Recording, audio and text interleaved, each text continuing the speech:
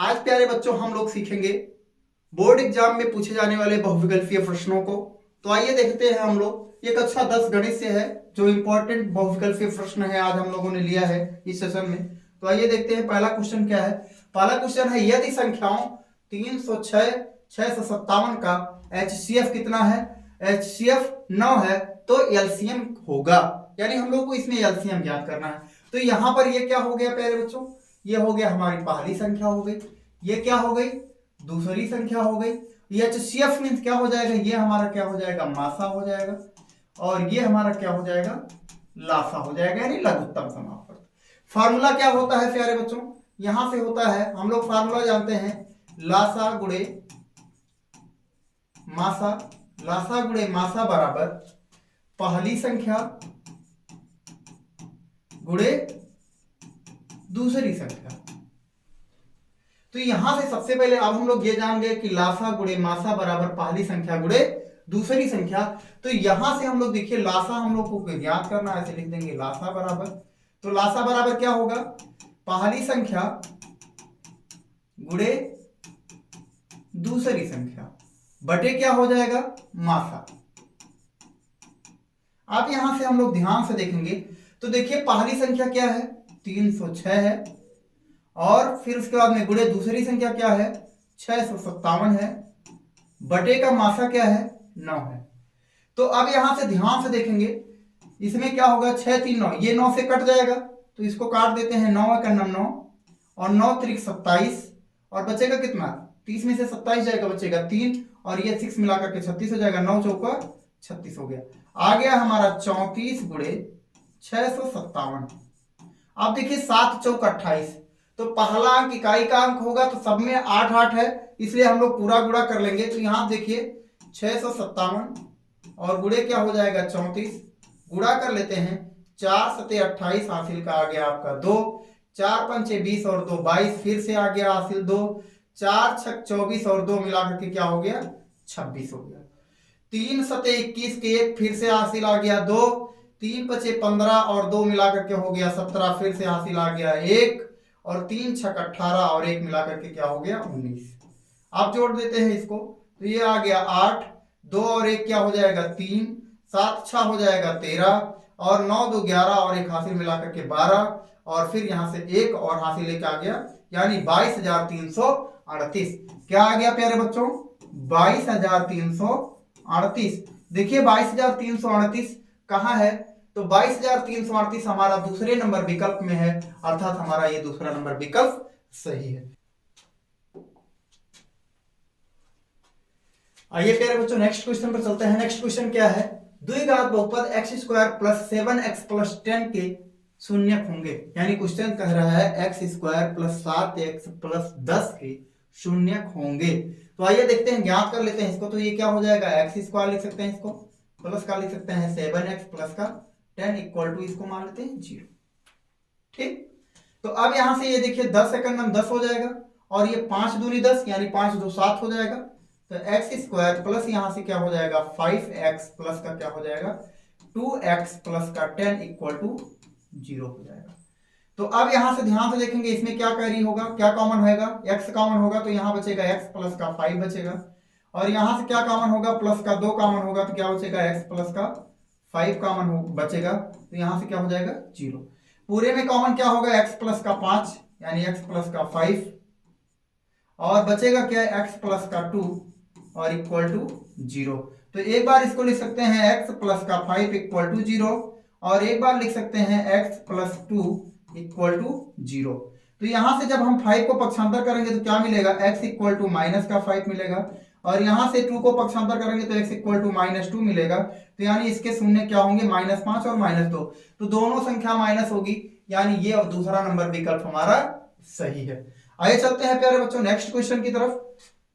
Next question क्या है हमारा? ये देखिए समांतर श्रेणी से हमारा क्वेश्चन है। तो समांतर श्रेणी को ऐसे सॉल्व करेंगे, 30वां पद पूछ रहा है, यानी समांतर श्रेणी 10 7 4 डॉट डॉट डॉट का 30वां पद है, का 30वां पद है। 97 है, 77 है, -77 है, -87 है। तो कैसे ज्ञात करेंगे? आइए ध्यान से देखते हैं। तो श्रेणी क्या है हमारे पास? यानी 10 है, 7 है, 4 है, डॉट डॉट डॉट है। तो इसमें पहला पद a क्या हो जाएगा 10 हो जाएगा, सार्वधातुक क्या हो जाएगा d, 7 माइनस का क्या हो जाएगा 10 अर्थात माइनस का 3 हो जाएगा।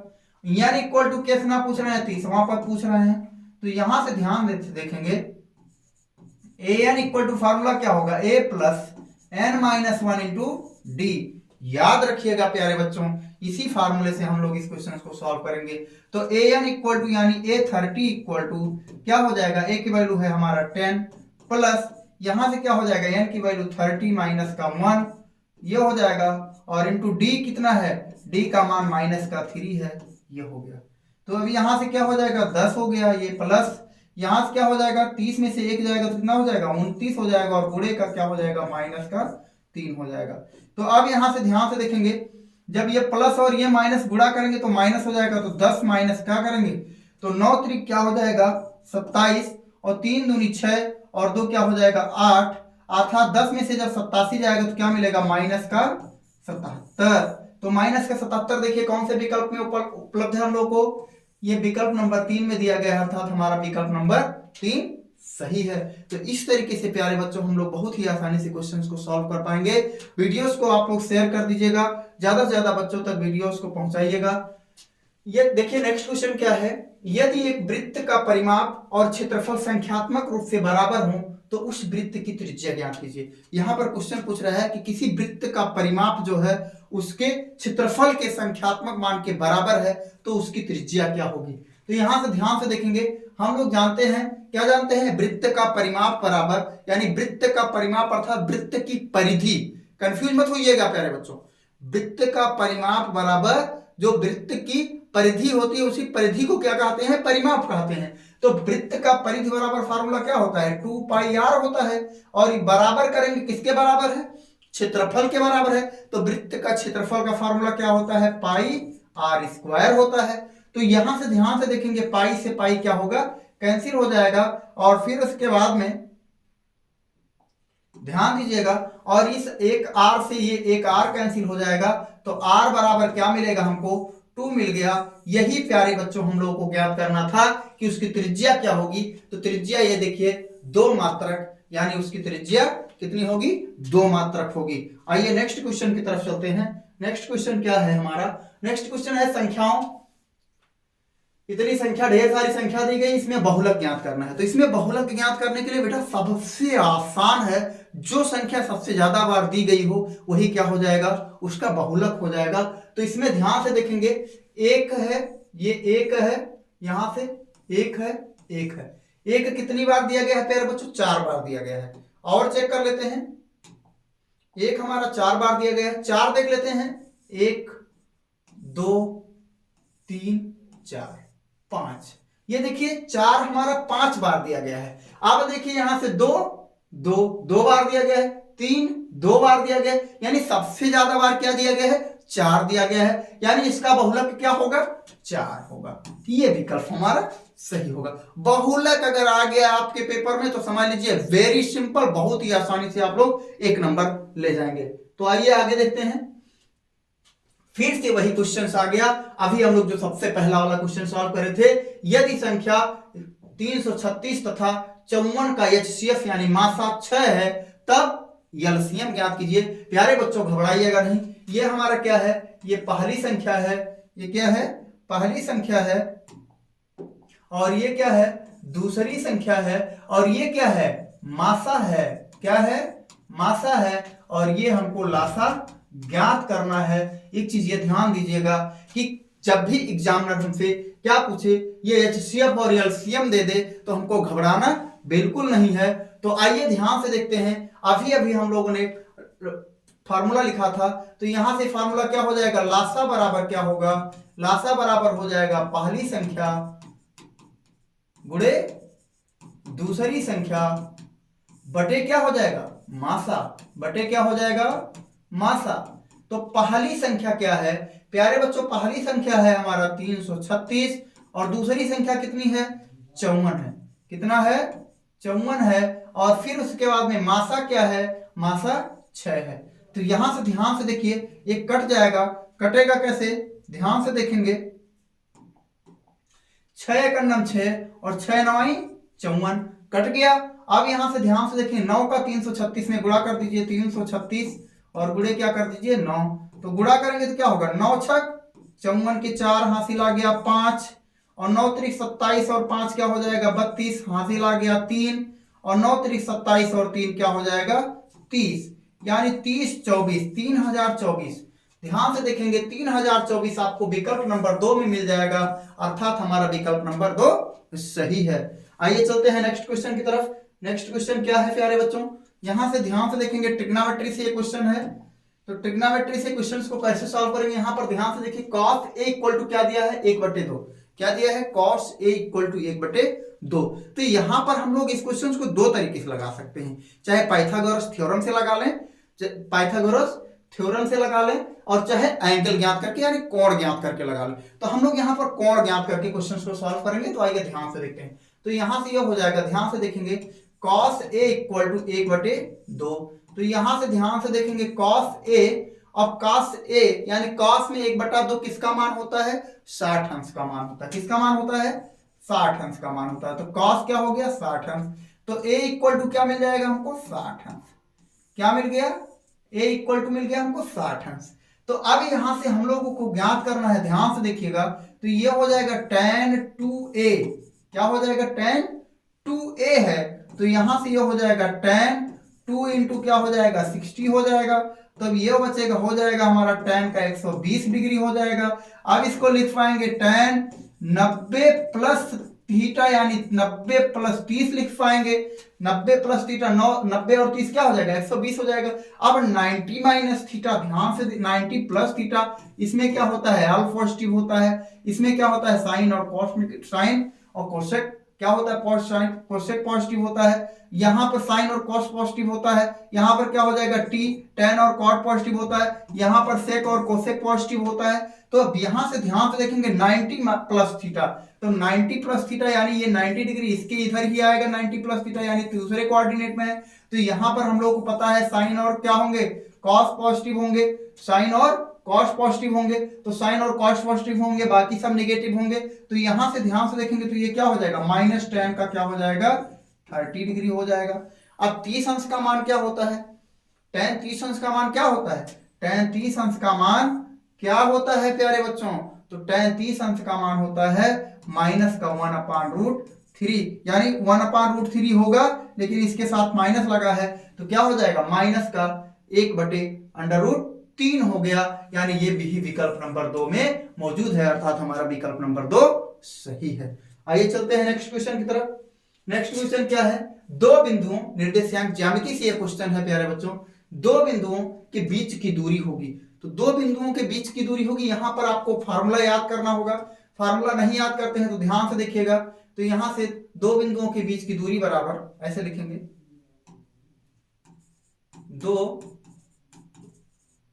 बिंदुओं के बीच की दूरी बराबर, ध्यान से देखेंगे अगर आपको फॉर्मूला याद है तो ठीक है, यहां से लिख दीजिए x1 माइनस x2 का whole square plus y1 minus y2 का होल स्क्वायर।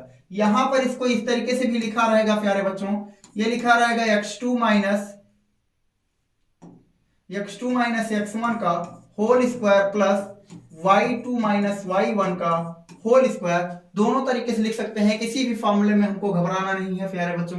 तो आइए ध्यान से देखते हैं, हम लोग लिखते हैं ये हमारा क्या है x1 है, ये क्या है y1 है, ये x2 है और ये y2 है। तो चाहे जिस फार्मूले में लिख करके हम लोग क्वेश्चन को सॉल्व कर लेंगे। चलिए इसी में लिखते हैं x1, यानी यहां से अंडर ये लग गया, x1 की वैल्यू क्या है -6 है। फिर उसके बाद -x2, तो यहां से देखिए ये भी माइनस और यहां भी माइनस, तो मिलकर के क्या हो जाएगा +1 का होल स्क्वायर हो जाएगा।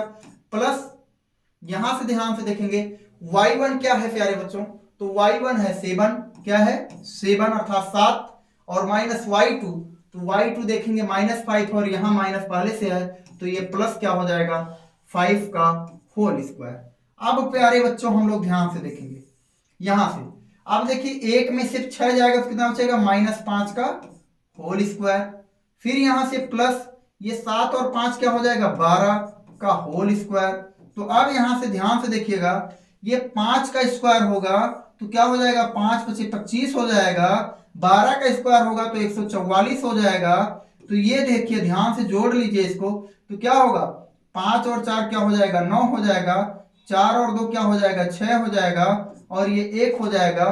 तो अब यहां से ध्यान से देखेंगे 169 किसका वर्ग है, यानी 169 का वर्गमूल क्या होगा 13 होगा। 13 तिरहियम 169, तो 13 मात्रक।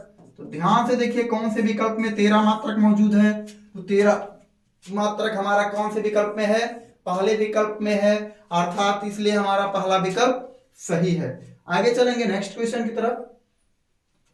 अब यहां पर भी देखिए ये भी एक क्वेश्चन क्या है, समांतर श्रेणी का है। ये क्वेश्चन सभी क्वेश्चंस प्यारे बच्चों परीक्षा में बार बार पूछे गए हैं, रिपीटेड क्वेश्चंस हैं, इसलिए इस क्वेश्चंस को हमने लिया है। तो आइए देखते हैं इस क्वेश्चंस को सॉल्व करेंगे।